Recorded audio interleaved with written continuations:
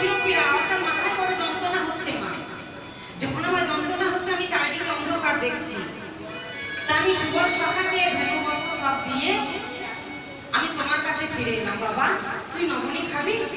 তোর বুঝি বড় ক্ষুধা পেয়েছে, তাহলে নবনী আমি বলছে ও মা না না নবনী দিও না মা। যেই নবনী একটু মুখে তুলে দিয়েছে গোপাল বলছে ও মা আমার শীতে অঙ্গ কেঁপে যাচ্ছে মা, তুমি আমাকে নবনী দিও না মা।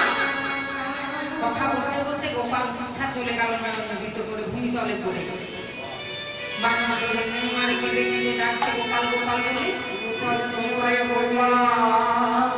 কিন্তু গোপাল